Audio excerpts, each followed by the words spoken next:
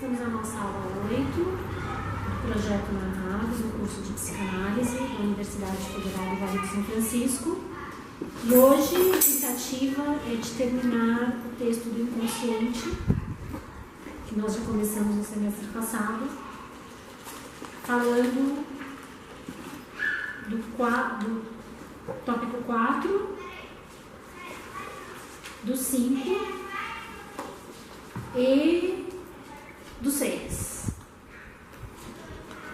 Mas assim, falando de uma forma resumida, já o tópico 7 e os apêndices, eu acho que não é o tópico 7. Isso, que vai falar de algumas cartas que faz troca. Já não são assim tão importantes, mas também vale a pena a leitura. O tópico 4, ele vai falar da topografia e da dinâmica da repressão. Né? A repressão seria o que nós denominamos na primeira tópica de instância pré-consciente.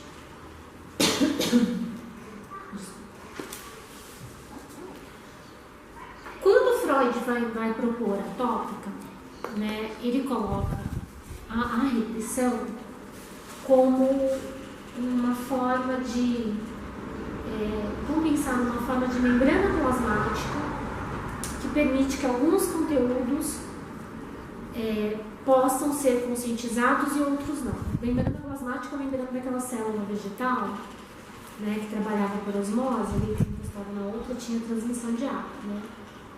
Então é mais ou menos isso. Mais ou menos. Mas o que de fato determina que esses conteúdos possam ou não ser conscientizados? É o que vai estar no 4, no item 4. Vamos entender como é que funciona então? Vamos fazer um gráfico? Gente, o pessoal de humanos odeia gráfico, né? Mas acho que da forma do gráfico vai ficar mais interessante. Vamos voltar lá para aquela ideia do aparelho. Inconsciente, um polo motor, onde eu recebo os impulsos. Mentira, polo receptor, onde eu recebo os impulsos, polo motor, onde tem a descarga de impulsos. E aqui inconsciente, aqui o pré-consciente e aqui o consciente. Né? Aqui é só uma demonstração, tá? Não pensar em tamanhos, é só uma demonstração. Então, como é que funciona esse processo dinâmico do pré-consciente? Ou repressão? Esses conteúdos que estão aqui, que são os traços dinâmicos,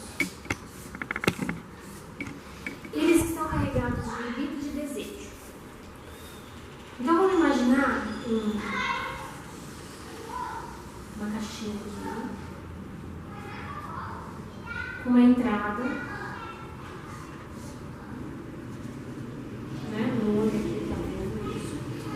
e uma vela, um espelho que se mexe, certo? Vocês sabem como é que acontece o processo de iluminação, né? Dentro nos nossos olhos, a luz atinge a retina, né? Que vai produzir o processo de configuração de uma imagem. Por isso que você está iluminado. Vamos pensar que mais ou menos o inconsciente é assim. Só que essa luz que atinge aqui seria justamente uma catexia, né? Seria essa velinha aqui, que viria de impulsos, né? Ou de estímulos, que podem ser externos ou internos.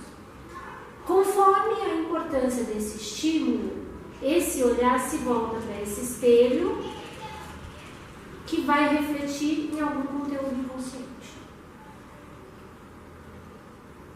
Repetir.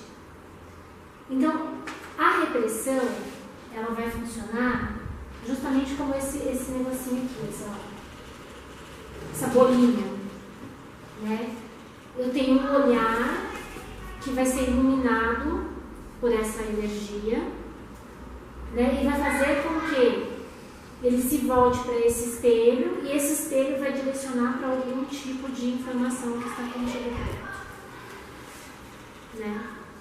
Aí, se essa informação situação é importante em um determinado momento para que eu elabore um determinado conteúdo, para que ele atinja o consciente, a gente tem um movimento aqui dentro, onde esse conteúdo ganha força e atinge a consciência. Então, o que move de fato esses conteúdos? Pensando na ideia de Lacan, é um desejo. E tem que ter um desejo interior, ou uma motivação interna, motivação sempre é intrínseca, nunca é extrínseca, para que esse conteúdo venha à tona. Na livre associação, como é que isso funciona? Né? A partir daquele setting psicanalítico terapêutico, onde há uma proposta de conversa e o paciente vai trazendo à tona alguns temas e o analista, né, sagazmente vai tentando pontuar o que ele percebe que é mais importante para gerar essa iluminação. Para que esse state se volte para algum tipo de recordação aquele sistema numérico, né, para que algum tipo consiga ultrapassar a barra da repressão. Então, o nosso trabalho consiste, dentro dessa primeira tópica, justamente em romper a barreira da repressão. Né? É um resumo, assim, que eu acho que é muito simples. Né? A primeira tópica do Freud é muito simples de ser compreendida. Não tem... o texto, eu acho que ele fica floreando e falando porque é uma descoberta.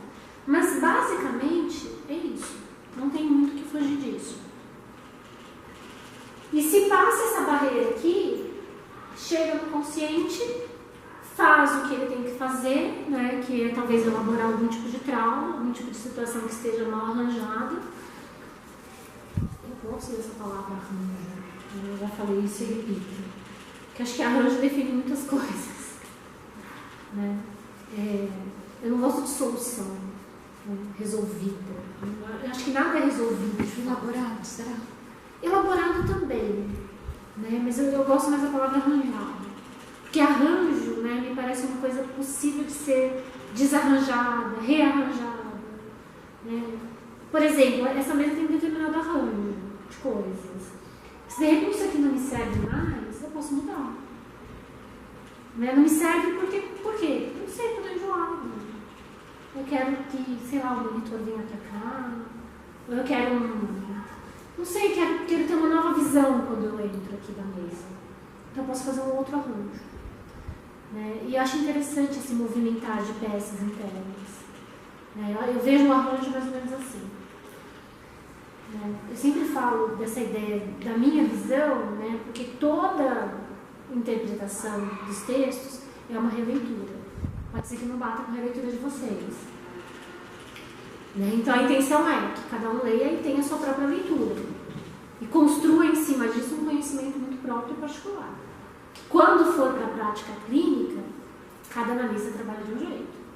Não tem como ensinar, vai lá e faça desse jeito. Não, tem uma técnica, né? Mas a técnica sempre é afinada conforme, né, a capacidade de cada analista.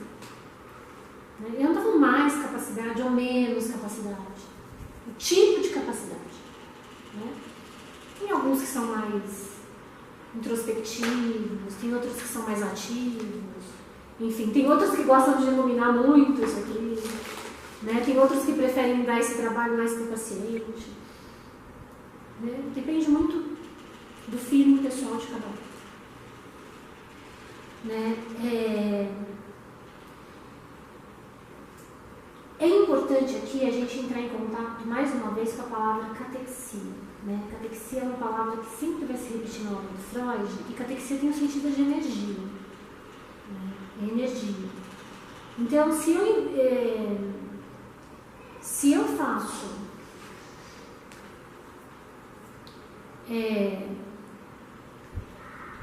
uma retirada de catexia, eu tiro uma retirada de energia. E às vezes isso é preciso acontecer na própria consciência. Porque existem algumas situações onde a ideia ultrapassa a repressão e ela pode ganhar um sentido de obsessão. Né? Vocês entenderam mais ou menos como é que funciona esse processo aqui, então eu já estou indo um pouco além.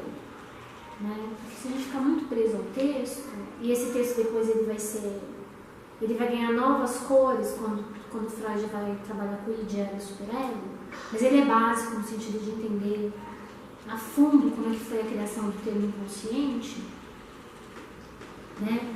E quando chegar no id, ego e superego, a gente vai perceber que ele vai juntar algumas coisas aí, vai separar outras, né? Mas enfim, mas é importante, e a repressão vai se tornar só mais um mecanismo de defesa do ego, junto com outros que virão. Né? Então vamos entender assim, como é que é a retirada e colocada de catexia, voltando à ideia de catexia. A catexia, então, ela tem que ser investida, né, dentro da análise de uma forma muito sutil pelo analista, né, para que depois ela possa ser controlada pelo analisando. E ela também tem que ser retirada em alguns momentos. Né? Por exemplo, vamos pensar que uma determinada ideia, quando ela recebe essa iluminação aqui, e ela ultrapassa a barreira da repressão e chega no consciente, ela se torna uma ideia obsessiva, de repetição. Né? Em alguns casos de neurose obsessiva, por exemplo, a gente tem que tirar a catexia a gente tem que tirar a energia dessa ideia. Eu estou falando primeiro em catexia. Né? Em alguns momentos do texto, Freud fala até em libido, né? Quando ela está muito libidinizada, né? Quando ela está muito investida de energia sexual, e energia sexual vem da convivência com o pai e mãe, né? Da libidinização que o indivíduo sofre do pai, sofre é uma palavra forte, mas da libidinização pela qual o indivíduo passa na relação com a mãe e com o pai, ficou ligado assim, ficou mais bem elaborado, porque ela sofre. Então, esse processo de libidinização faz com que algumas ideias desse inconsciente elas sejam mais libidinizadas do que outras. Por isso que ele dá tanta importância a todo aquele processo de relação entre bebê, mamãe e papai. Bebê, eu chamo de bebê uma criança até 5, 6 anos ainda. Né? Não é mais bebê, já é criança. Pensar que até ali ele exerce aquela ideia de bebê sobre os pais. Não deveria, mas exerce. E é justamente nesse momento que se formam algumas possibilidades de neurose de obsessão. E como é que a gente faz essa retirada? Né?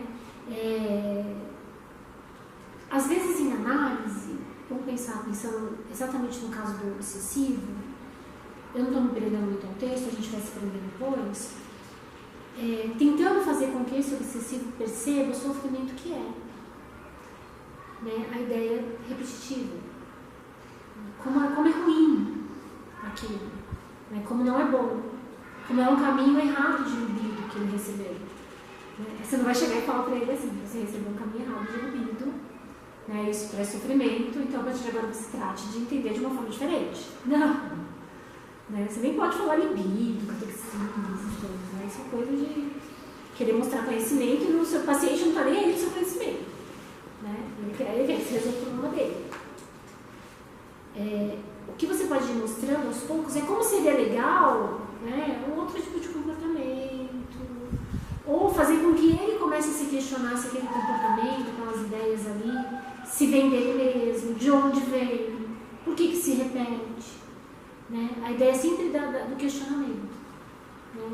De fazer com que ele chegue, como eu disse, de encontro ao desejo que fez com que aquele traço minêmico ganhasse energia e conseguisse ultrapassar a barreira, porque existe um desejo também, um desejo por trás das ideias obsessivas, né? Que às vezes é confundido com ganho. Existem ganhos positivos, mas também existem ganhos negativos. E são ganhos, não são perdas, são ganhos. Para alguns indivíduos são ganhos, eles não encaram como perdas. É que nem um paciente lá que está entubado, né, e isso eu pude presenciar algumas vezes, E a gente vai fazer o processo de desmamamento, que é tirar o tubo dele. Não sei se vocês já passaram por isso no hospital, mas é uma situação terrível, porque eles começam a criar uma vinculação emocional com aquilo, né? Porque enquanto ele está numa situação de vitimização ali no leito, ele tem todo um ganho psíquico, né? De atenção, de proteção, de cuidado, né? Que pode ir de encontro a alguma carência muito particular. Tem algumas que resistem tanto a esse desmame, né, que é como se eles não conseguissem sobreviver mais sem um processo de entubamento. Respirando a necessidade de achar que tem necessidade. Sim, o emocional trabalha no sentido de afetar o físico para que ele possa acreditar que ele tem a necessidade eterna de viver ali, respirando com a gente que fica anos entubado. Aí os médicos vão falar assim, o psicanalista tem a mania de tudo dar um sentido emocional para a coisa. É verdade, mas para nós é assim que funciona. Mas se a gente partir para a ideia holística e perder mesmo o sentido cartesiano, tudo tem relação, né?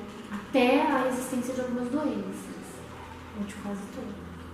Tirando aquelas que são causadas por radiação nuclear. Eu sou muito. Mas eu tô doce. De vírus, por vírus, bactéria, também? Pois é, mas por que o vírus te ataca? Está fragilizado. Por que você se fragiliza? Aí você vai. Exatamente. Né? E por que de repente o vírus ataca um determinado lugar e não outro? Você entende? Por que você tem um lugar seu que sempre sofre mais do que outro lugar? Mas, o que seu inconsciente está querendo mostrar para você? Mas algumas doenças do tipo que não é virose nem vírus, por exemplo, a dengue. Aí já é um caso mais complicado. Eu falei algumas coisas que já não entraria aí. A dengue já é causada por um vetor de epidemia, já é uma epidemia. Sim. Né? Aí quando é epidemia. Sim, aí acho que aí foge ao caso. Saneamento básico. Sim, aí foge. E a gente tem mais uma questão social mesmo.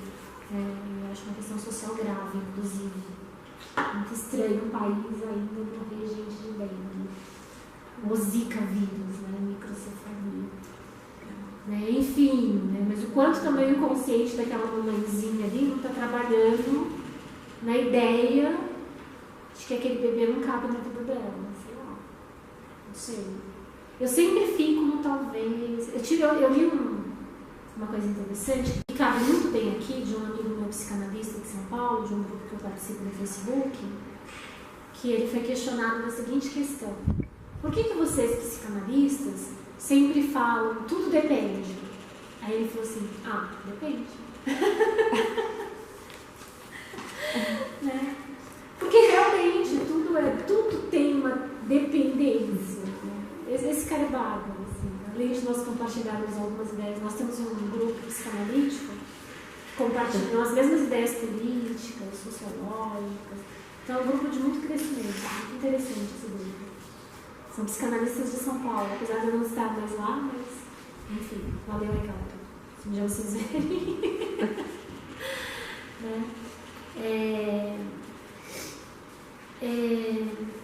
Eu acho que deu para entender essa parte. Eu quero ir agora. Nós falamos das características especiais do inconsciente já na outra aula, né? Eu acho que não precisa ficar repetindo, que nós falamos bastante daquelas ideias de os processos inconscientes são sempre primários, eles trabalham sempre a partir do princípio do prazer, não tem dúvida, né? Sempre há uma possibilidade de substituir a realidade externa por uma realidade psíquica. Enfim, tudo isso nós já dissemos. Eu queria ir para vocês que é uma coisa importantíssima, que é a comunicação entre os dois sistemas, né?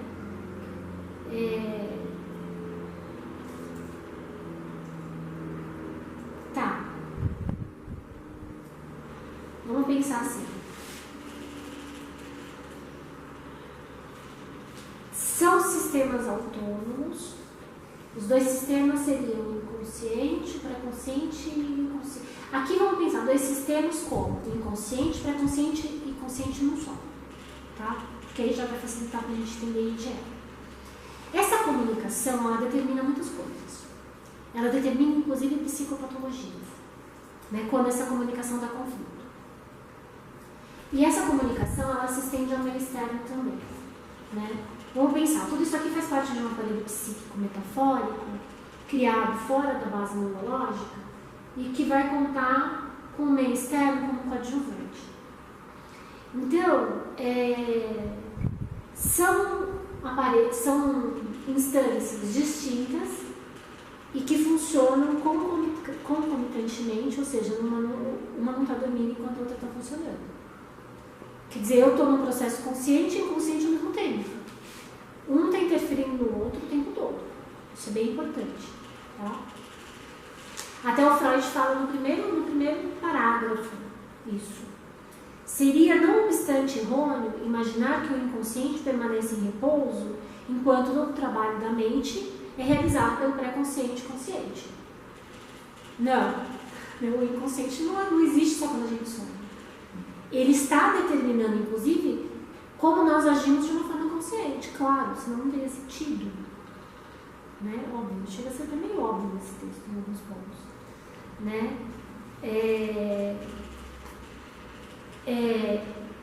Inclusive, no consciente, no nosso comportamento, que é fruto das nossas atitudes, a gente vê resquícios de pulsões. De pulsão de vida, de pulsão de morte. Aqui ele ainda vai usar o termo impulso, instinto, né? Porque ainda ele não tinha teorizado as pulsões. Mas a gente já fala pulsão, tá? Que já é uma coisa bem... Já estamos atualizando. Pulsão. Nós deixamos de ser seres instintuais, nós renunciamos aos instintos para agirmos de forma pulsional. O instinto é só gatinho, cachorrinho, coelhinho, gatinho, bichinho. Isso que nos difere do irracional, é a pulsão. É o sentido pulsional daquele desejo que foi reprimido na civilização, né, no processo civilizatório. Né, totêmico. Lembrou alguma coisa disso? Né? Ou do tabu, na verdade, quando é instalado o tabu. Vamos pensar que o consciente, então, ele vai apresentar derivados que vêm do inconsciente nas suas atividades diárias. Por exemplo, o aprendizado dá para ficar totalmente no consciente? Não dá. Não dá. Né? Porque o consciente você usa, por exemplo, aqui eu estou usando o meu consciente. Certo? Eu estou conversando com vocês, usando informações que foram guardadas na minha memória, que eu estou acessando de forma consciente. Memória essa que foi ali trabalhada agora, nesse momento, pela leitura do texto inconsciente do Freud. Então, eu tenho que trabalhar de forma consciente. No entanto, se eu saio daqui e vou lá tomar café, quando tiver um intervalo, eu já tenho que tirar isso da minha consciência e jogar para o inconsciente de volta. Não dá para ficar com várias coisas conscientes ao mesmo tempo. Nesse sentido, a gente percebe que o consciente é muito mais limitado. Concorda? É muito mais limitado do que o inconsciente. Né? E a gente percebe que a atuação inconsciente, talvez, ela seja muito mais movimentada do que a atuação inconsciente. A atuação inconsciente seja muito mais movimentada que a consciente. Não à toa, daí surge o núcleo do estudo da psicanálise, que é o inconsciente. Para que estudar o consciente? O consciente é manifesto.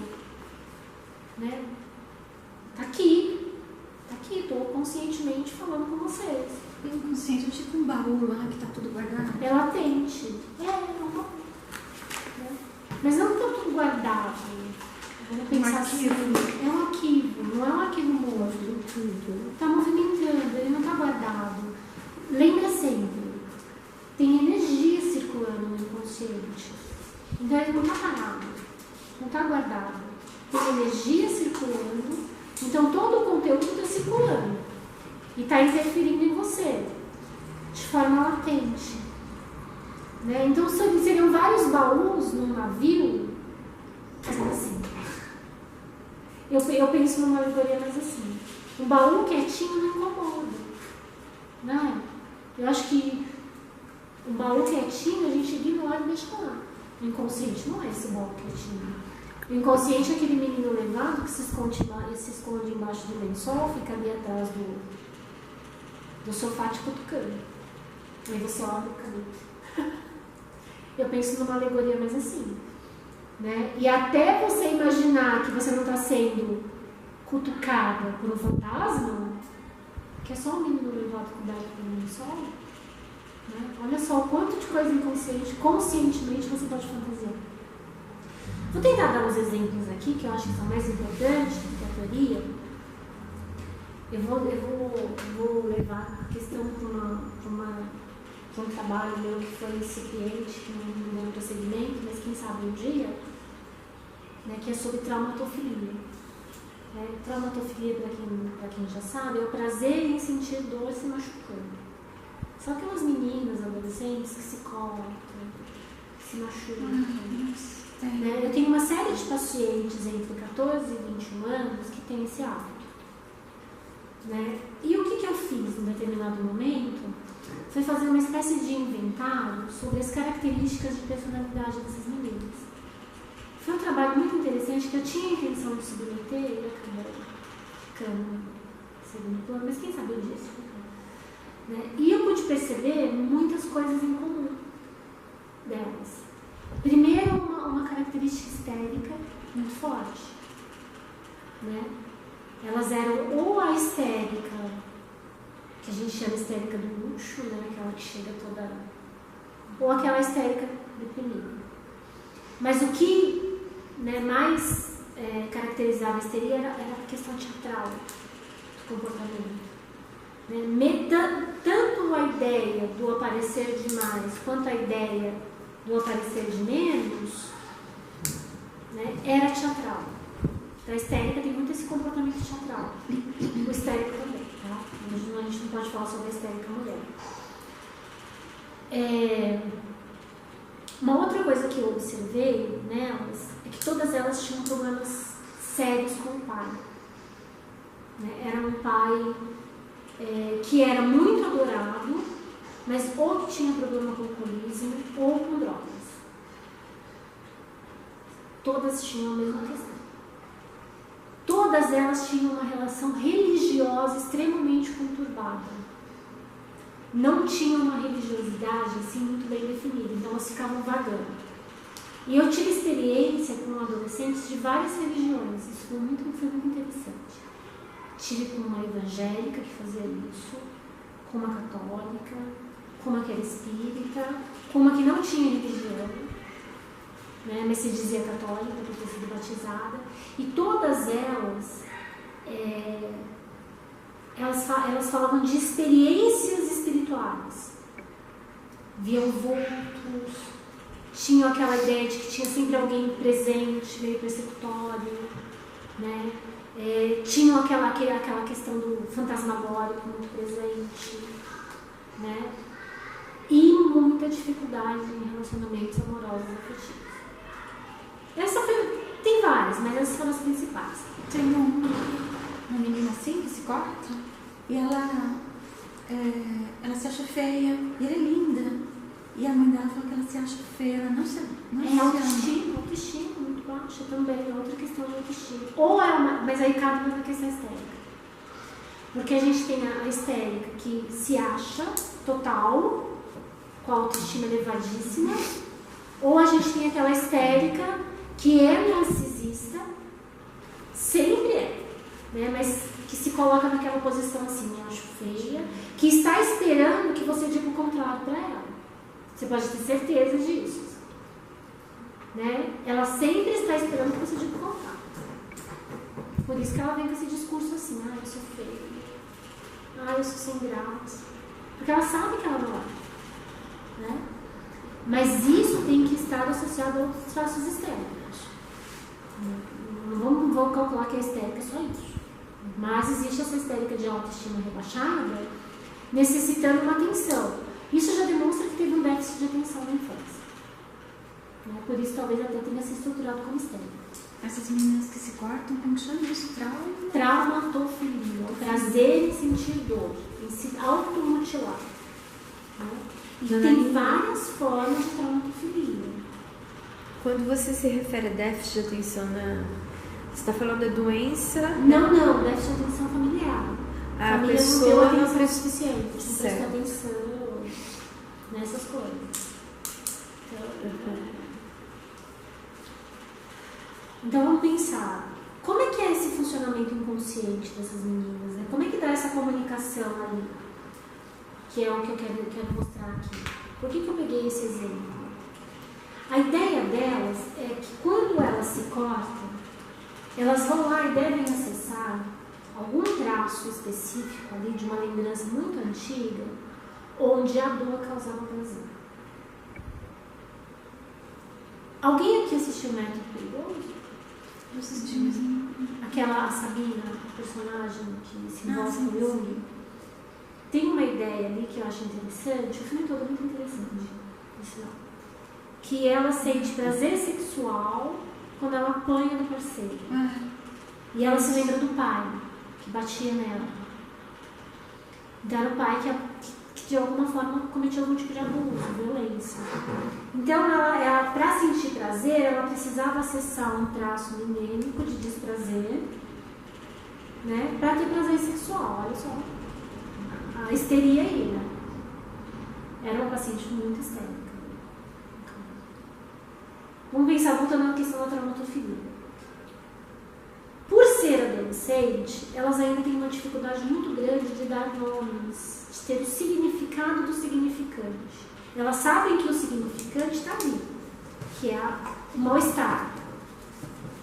Aquela ideia ruim, aquele sentimento, sentimento não, aquela sensação generalizada de mal-estar. Mas elas ainda não conseguem dar um significante para elas não conseguem trazer isso para a consciência e elaborar. Então elas vão lá e acessam o quê? Em algum momento na minha infância, quando eu tive dor, vamos pensar, em algum momento elas foram repreendidas de uma forma muito vigorosa, talvez apanhando, ou um castigo muito severo que podou alguma coisa ali forte, né? E depois daquilo houve um apaziguamento geral em casa. Aí ela sentiu um prazer imenso. Puxa, quer dizer que cada vez que eu levar uma surra, ou eu sofrer um castigo muito pesado, vai ter essa calmaria depois? Puxa, então quer dizer que a minha dor vale alguma coisa. Eu estou fazendo uma tradução aí bem tosca, né? Pois é. Quando eu chego na minha adolescência, eu sinto de novo aquele mal-estar. Provavelmente meu pai chega bêbado em casa, né? E eu preciso me livrar daquele mal-estar, porque ele pode vir me bater. Só que eu já antecipo a dor. Porque eu sei que se eu sentir dor, vai melhorar. Aí eu vou lá no quarto. Eu dou um significante. Eu dou um significado para o significante. E um significado corporal. Eu vejo a dor. Né? Já que eu não tenho um nome simbólico para ela, eu trato ela como física. Eu faço sangrar, eu faço ficar roxo, eu faço ficar todo marcado. Enfim, simbolizei a minha dor. E aí eu sinto um bem-estar gigantesco por isso. Porque a minha dor está significada, acabou. Mas não é o caso de quando eles tomam medicamentos. Não, medicamentos assim. Toma um monte de coisa para passar mal. Aí é outra situação. Aí é caso de suicídio. Aí é ideação suicida. Ou outra coisa, não sei, pode ser que eles tomem para chamar atenção também. Eu estou falando da dor significada no corpo.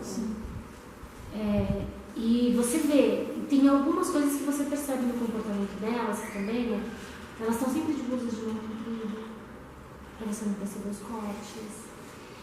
Eu tive uma paciente em São Paulo que ela era traumatófila e ela se cortava, ela quebrava o apontador, ela tinha uma coleção de apontadores.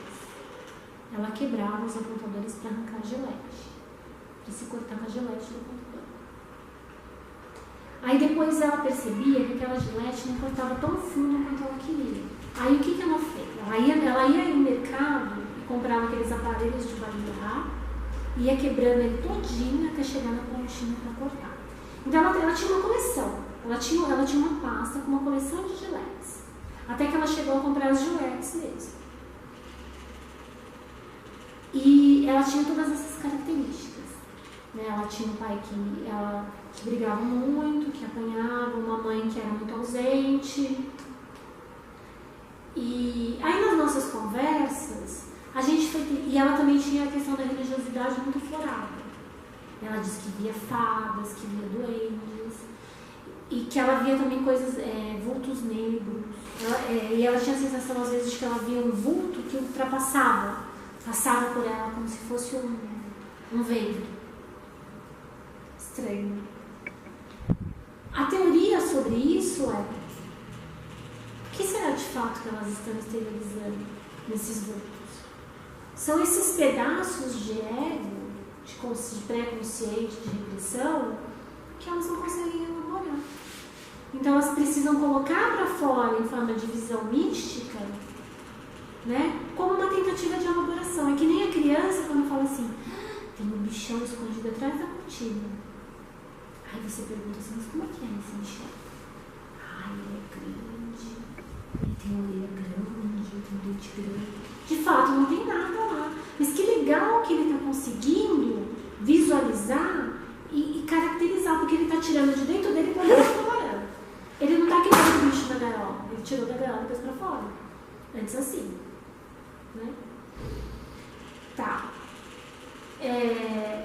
Então, voltando à ideia da comunicação, usando o exemplo da traumatofilia, como é que se deu essa comunicação entre os dois sistemas aqui, entre o pré-consciente, consciente e inconsciente? Se deu através da dor. Né? Essa dor que foi libidinizada em algum momento, de uma forma incorreta, que ganhou um olhar no espelho, que se voltou para esse traço minêmico, e que esse traço minêmico ganha em desejo para suprir algum mal-estar físico e emocional. Né? E aí, no comportamento, quando é exteriorizado, se comporta na forma de cortes e de machucados. Às vezes, de forma muito grave. Eu tive uma paciente, alguns dias atrás, que chegou parecendo que tinha sido atropelada por um ônibus. E eu fiquei assim: o que aconteceu? Onde você se machucou assim? Fui eu mesma. Eu me joguei na parede, eu me dei murro. Também é uma forma de traumatofilia. É o que eu falei, as várias formas. Né? Eu tive uma outra que ela arrancava os fios de cabelo com uma pinça. Já vi muito isso. Também mas não era adolescente não que fazia isso. Tinha mais de 30. Sim, mas é uma continuação. Continua com a mentalidade adolescente. Porque, voltando à questão da comunicação, eu quis dar exemplos, ao invés de ficar muito baseado na teoria, porque aqui o Freud ele não é muito rico em exemplos. E quando a gente for ver casos aí do Freud mesmo, o Homem dos Ratos, né, o Homem dos Ratos, o Hans, Gradiva, essas coisas, aí ele vai realmente trabalhar com casos. Aqui ele está teorizando bastante ainda a respeito do inconsciente. Ele vai prosseguir sobre uma avaliação do inconsciente, né? Nessa tradução que eu tenho, engraçado, né? Ele fala já de esquizofrenia, mas a gente vai ver isso com muito mais calma quando a gente vai falar sobre a perda da realidade na psicose, na neurose. Então acho que não tem necessidade muito da gente se prender muito nessa questão da avaliação do inconsciente, mas é importante no texto total, de preferência fazer um fichamento, todo ele certinho, guardado, né? Ele vai se estender bastante sobre a questão da esquizofrenia, que o Freud não trata de esquizofrenia de fato. A esquizofrenia ela vai ser teorizada a princípio pelo Kraepelin, eu acho, que é a demência precoce, né? Que é a demência precoce, né? Que na verdade não é nada disso, não é demência, esquizofrenia, né? A esquizofrenia seria um rompimento dessa comunicação, Né? Quando o jogo inconsciente, a abreação inconsciente, o act inconsciente, ele acaba sendo tão forte que ele ultrapassa todo tipo de barreira e joga direto no externo. Né? É onde a realidade psíquica transpassa a realidade externa. Ele cria uma realidade psíquica para subverter a externa. Por que será que isso acontece? Porque a realidade externa deve ser muito forte. E deve ser uma dor imensa. E geralmente a esquizofrenia, o primeiro surto, acontece na adolescência. Por isso demência precoce. Né? Eu tive muito contato com doentes esquizofrênicos e é muito triste, muito triste. Você olhar para os olhos de alguém e não ver afeto. Né? E eu tive contato com alguns tipos de esquizofrênicos diferentes. Você tem o paranoico, que é aquele que consegue roteirizar o delírio, né? Ele vai contando histórias e vai se achando super-homem, que vai voar, maravilha. Esses não são casos tão tristes, mas você tem um esquizofrênico precoce, que alguns chamam de hebefrênico, mas tem outros nomes. Hebefrênico porque vem de Hebe, que era a deusa da juventude na mitologia grega, aí ficou hebefrênico. Né, onde o surto acontece em torno de 14, 15 anos e eles não conseguem nem roteirizar mais os delírios, eles vão ficando em surto constante. Quando chega aos 20, essa pessoa é um repolho em termos de pensamento. Ela já não tem mais nenhum tipo de curso de pensamento razoável. Ela já não consegue articular mais nada. Não tem mais nenhum significado. Ela só trabalha em cima do significado de coisa. Porque o inconsciente, né, a gente tem que entender, ele é estabelecido em termos de coisa, significado, significante coisa. A consciência dá o significado. Depois o Lacan, mais pra frente, vai falar da linguagem do inconsciente, né, que o inconsciente é estruturado em linguagem. Mas ele vai partir muito do estudo desse texto frágil. Depois do id é super. Né? Eu acho que dá para ter uma visão mais de exemplo. Agora o importante é ler o livro. Saiu como livro, né? Saiu com o livro A Interpretação de Sonhos. Na próxima semana a gente já vai começar com os textos mais antigos do Freud, né? Que já vai estar lá no site. E acho que por hoje é isso. Né? Tá lá, gente.